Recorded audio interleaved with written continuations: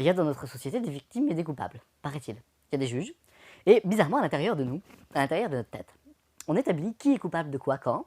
Si moi je suis coupable, donc je me culpabilise énormément, et je vais me victimiser, et si je me victimise, alors là, j'ai le droit à de l'attention, soit de moi-même ou soit des autres. Comme je suis une victime, j'ai le droit à des récompenses que les victimes ont droit. Si je suis coupable, je n'ai pas le droit à une récompense, mais je vais m'auto-saboter, je vais donc me faire du mal. Donc on a un juge, une juge à l'intérieur de nous qui va définir si on a le droit ou non de se faire plaisir, si on a le droit ou non d'être heureux, si on a le droit ou non à ci ou à ça. On a plusieurs parties de nous à l'intérieur, et il est très intéressant de voir comment les gens fonctionnent et de voir quelle partie d'eux-mêmes ils vont mettre en place. Par exemple, il y a des gens qui, vivant l'état de victime et de culpabilisation, ou l'un ou l'autre, ou seulement un ou seulement l'autre, vont se mettre à fonctionner dans notre environnement pour nous prouver, pour nous montrer qu'ils souffrent. Et pour nous montrer qu'ils souffrent, et comme ils souffrent, on devrait souffrir aussi. C'est normal, non?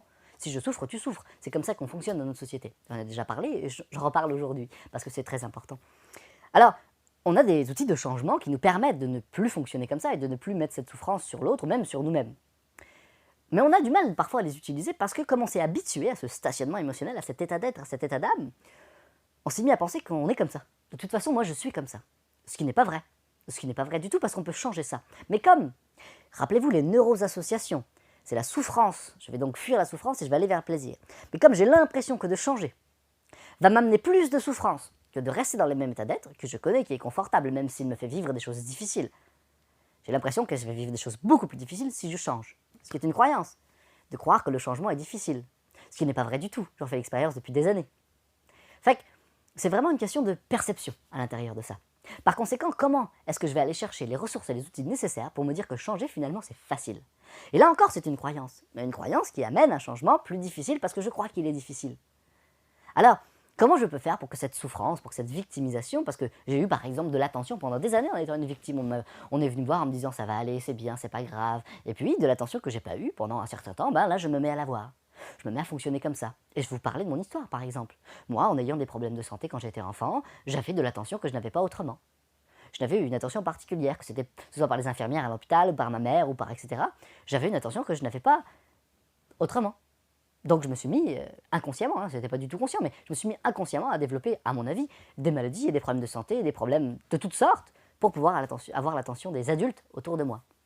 Parce que dans une société comme la nôtre, si on ne correspond pas à certains jugements de valeur, on n'a pas le droit à l'attention, on ne la mérite pas, on n'a pas le droit à cet amour ou cet amour. Et donc, pour avoir tel ou tel amour, on se met à fonctionner de manière à le récupérer. Et donc, si j'observe inconsciemment, c'est indépendant de notre volonté. Il y en a qui le font en fonction de leur volonté, mais je pense que c'est pas très sain.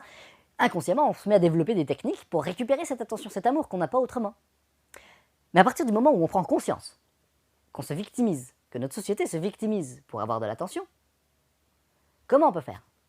Comment est-ce qu'on peut faire pour se responsabiliser, ne plus avoir besoin de l'attention des autres parce qu'on porte de l'attention du moi vers soi, et à ce moment-là, tout mettre en œuvre pour devenir quelqu'un de meilleur. Pas quelqu'un de meilleur en fonction du regard des autres, quelqu'un de meilleur pour soi-même, qui a du plaisir à vivre avec lui-même, qui a du plaisir à entendre ses pensées, qui a du plaisir à ressentir ses émotions, qui a du plaisir à choisir ses pensées, ses émotions. Il s'agit donc vraiment de ça. Victime ou responsable? En PNL, on sait qu'on est entièrement responsable de notre vie. On répond à ce qu'on crée. Responsabilité. C'est comme ça que ça fonctionne. Alors, vous, est-ce que vous choisissez aujourd'hui, dans les prochaines minutes, les prochaines heures, d'être victime de votre vie, ou vous décidez de vous rendre compte que vous développez plein de choses de manière inconsciente, de les observer, d'en prendre conscience et donc d'évoluer? C'est aussi simple que ça. Je vous souhaite une merveilleuse journée et à très bientôt pour plus de vidéos. Au revoir.